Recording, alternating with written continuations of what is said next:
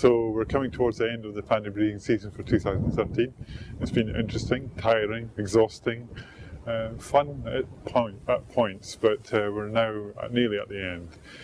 And late on Saturday night into Sunday morning, we did an artificial insemination on Chan Chan.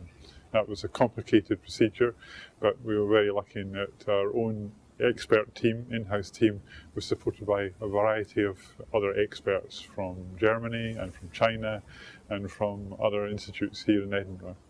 The procedure itself went incredibly well, but it's also complicated in the fact that for this year we've not just used Yangwan's semen, but we've also decided to use the semen of Bao Bao.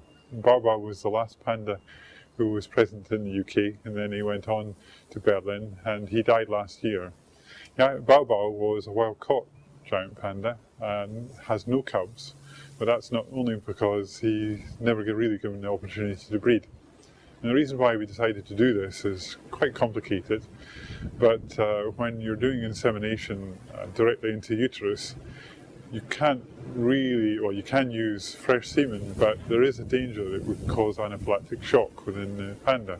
So in order to prevent that, the first insemination you usually use frozen semen, and the frozen semen that we used was from Yangwan, but we only had a small amount, and so we decided to double it up and use Bao Bao as well. And then on the third insemination we used fresh semen from Yangwan. The quality of semen from Yangwan was excellent. It was about 90 to 100% motility, and there was lots of it, so we're very pleased with the state of Yangwan. Going on now, what will happen is over the coming days, both Yangwan and Chan Chan will get to complete normality. Within an hour and a half of the procedure, Yangwan was already up, Chan Chan was up. Chan Chan took a lot more time to eat, but of course for the last 14 days she's hardly been eating anyway. Yangwan, as you can see, is now moving around and doing what he does. They're still doing a little bit of calling today, and this is, as I say, we would expect this to tail off over the next 24 hours. How will we know whether we've been successful or not? It's going to be a long time to wait.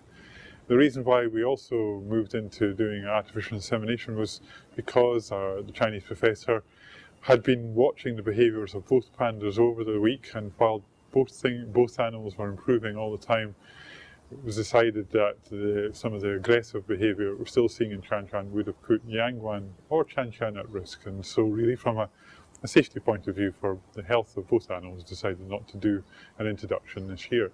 That doesn't mean that we won't be doing it in future years.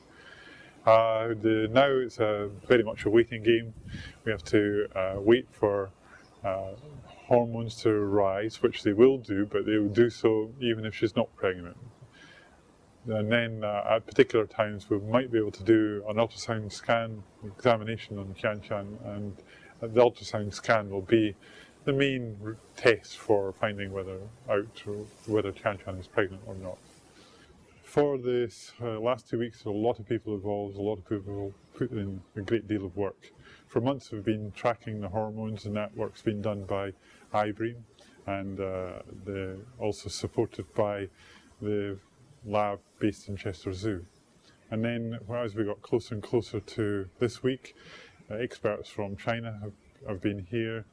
The experts from the Institute of Zoo and Wildlife Biology in Berlin have been here, and then of course our own staff of keepers, vets, vet nurses have all been on hand day and night working very hard for this.